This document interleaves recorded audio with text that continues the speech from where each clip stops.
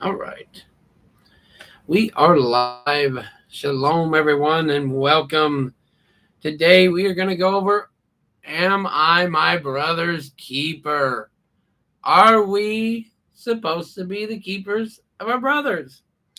In Genesis 4 1 through 13 is where we find out about my brother's keeper. This is where we first hear about it. Cain was so angry and jealous of his brother Abel that he killed him. Afterward, when Elohim asked, "Where is Abel?" he had enough audacity to say, Cain said he didn't know. That's when Cain asked, "Am I my brother's keeper?" He's not my problem. But the problem with this is what? He was lying. He was lying about this, right? He obviously knew where he was. He knew exactly where he was because he had killed him, right? So what we find out here is we do things, and if we're not careful, we will lie about them. When we are told to do these things, we will say, "It's not my problem. It ain't what I'm supposed to do. It's not my duty." And a lot of times when we go to church and we go to places, we really don't think that's our problem. But the scriptures kind of tell us it is our problem, right? The scriptures kind of tell us a little bit different. Galatians 6 and 2, bear you one another's burdens and so fulfill the law of the Messiah. The Messiah came to show us how to take care of each other. He come and showed us he cared about Lazarus. He come and showed us he cared for everyone. Leprosy, women, men alike. That he cared, he loved, he devoted his time and his life to heal and help others. So we as believers know when we have a family around us, it's helpful to us. We know when we have these people sitting here, we even act different, right? Right? Do you go to church and do the things that you do at home? Not usually. You don't pick your nose and put it under the pew.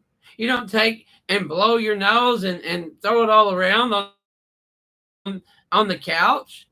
We act different because why? Because we know people are watching. We know people are there. We know these things and we don't let it get out of hand.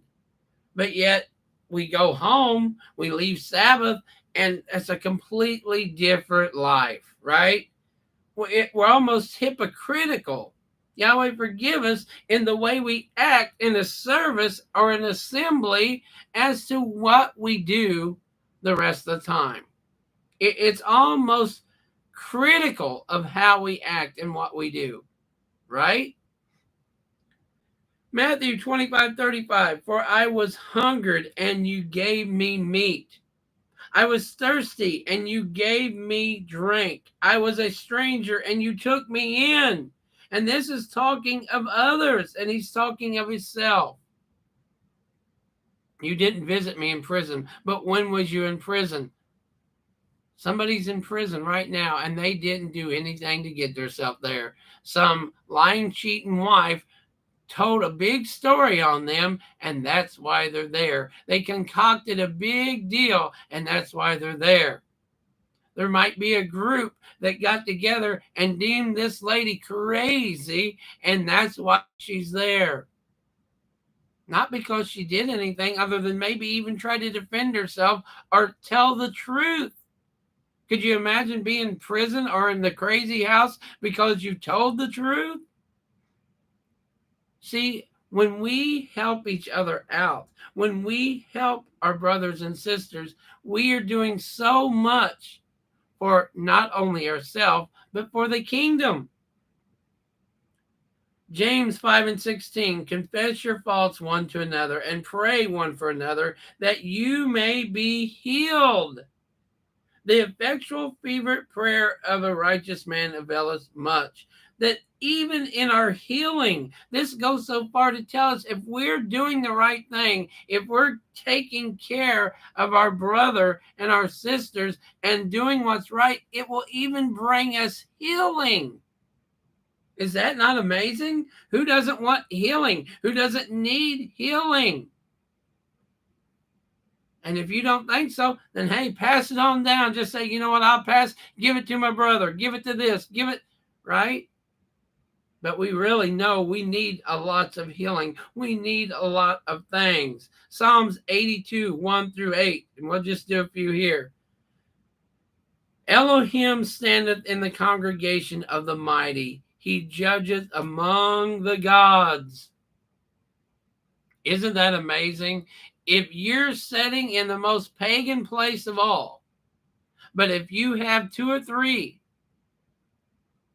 well, let's just break it down to what it could really be. We could go to a Sunday church and they could be worshiping and having idols and crosses and all these things everywhere, crucifix on them, earrings on them, all this paganry. But if we are listening to the Father, and if just two or three of us are there, he's going to judge amongst that.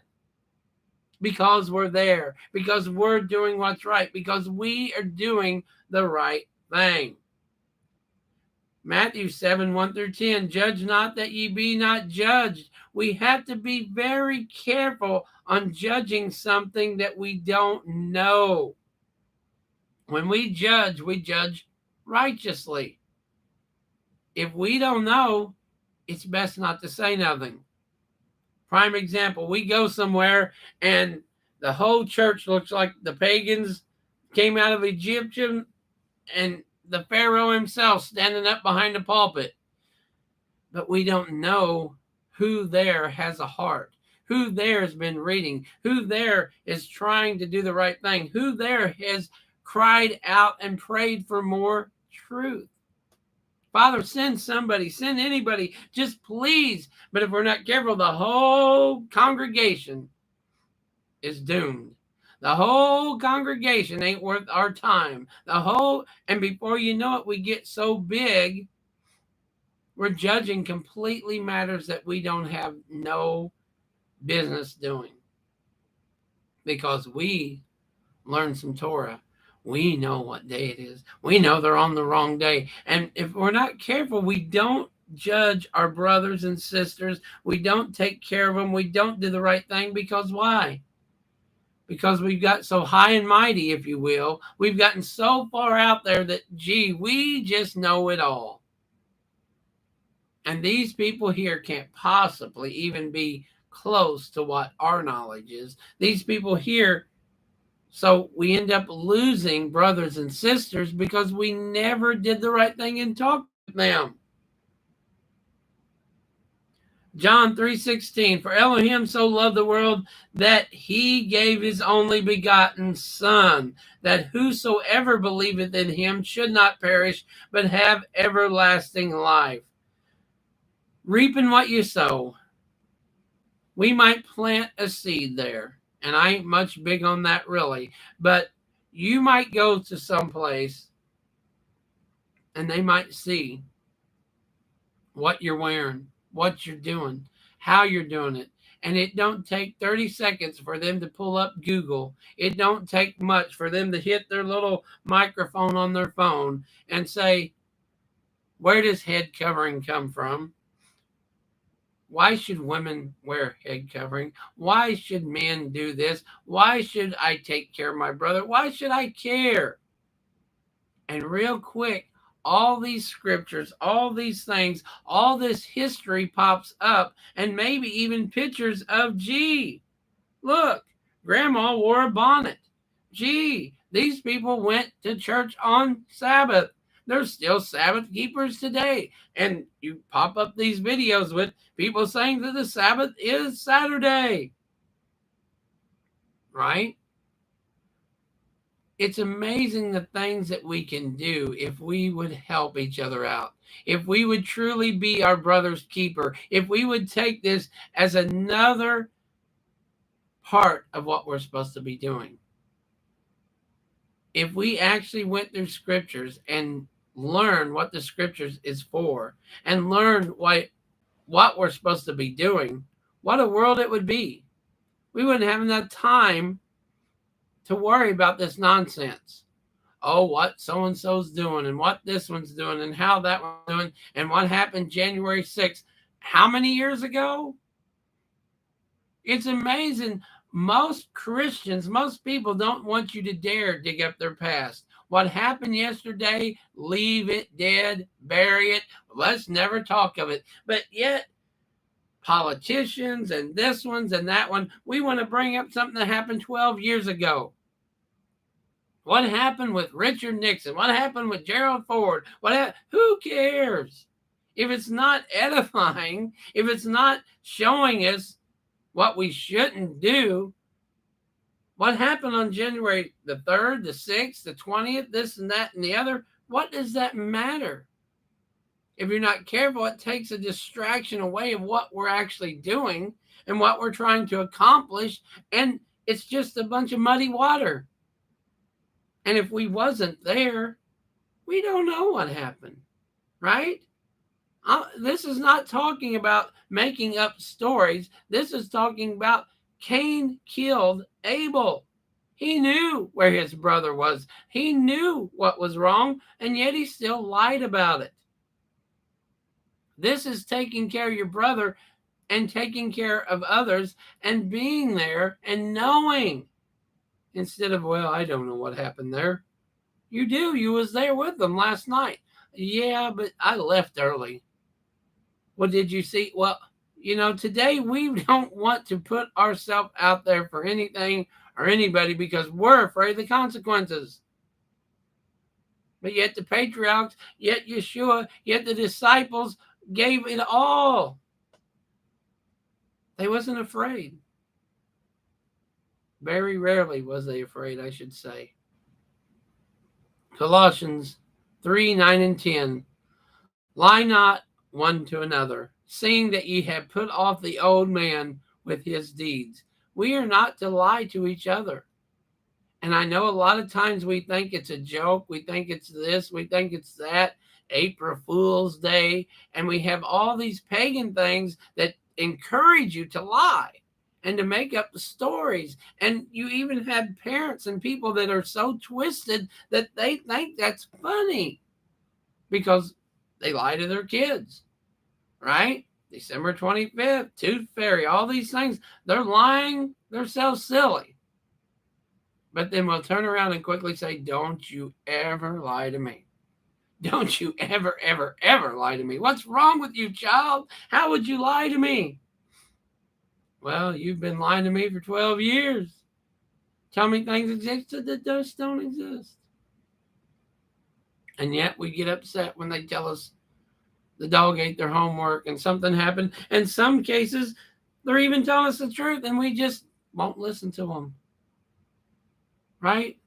It was the Coke machine's fault. It was this fault. It was that fault. It was everything but what really happened to make it pleasing in our own eyes.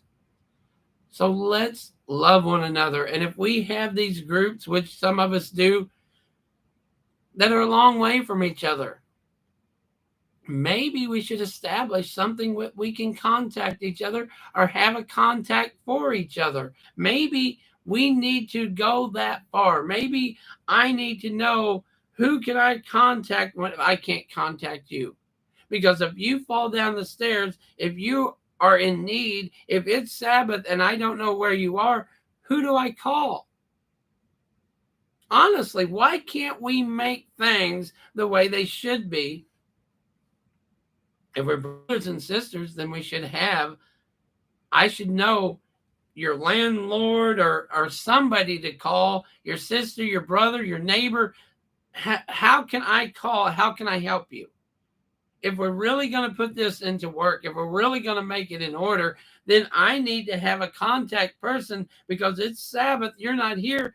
I don't know if you got in a fight. I don't know what happened. I don't know. So my next step is to, of course, pray.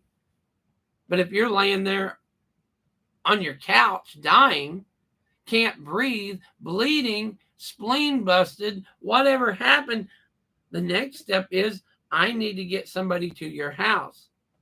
And sadly, in most of these cases, we don't even know where each other live. We don't have an address. If something happened to you tomorrow and you called me and told me, how would we know where to send people? If we're truly brothers and sisters, we should have these addresses. We should have this. And I know we have to be careful. I know we can't just put it all out there because no telling what we get in the mail. No what clown Jack in the Box would pop out. But if we truly are going to love one another, then we should share with one another, and we should put this in place. It helps you, it helps me, and if nothing else, hey, I've been calling this person 3 days. I can't get a hold of them. What's up? What's going on? I need to get a hold of somebody before they lay there in their house and die, right? We need to love one another. We need to take care of one another. And we need to do what Yahweh says. This is what he says to do. And not only for each other, he says, we see the Good Samaritan, we see for the stranger, for those in prison, for those locked up, for those that we don't want to necessarily go out of our way and talk to, but we still can. We can still say, hey, brother, hey, sister, hey, and even if they just downright did it, it's still not his will that they should perish. It's still not his will that they will give up their whole life at 20 because they did something stupid at 18, right?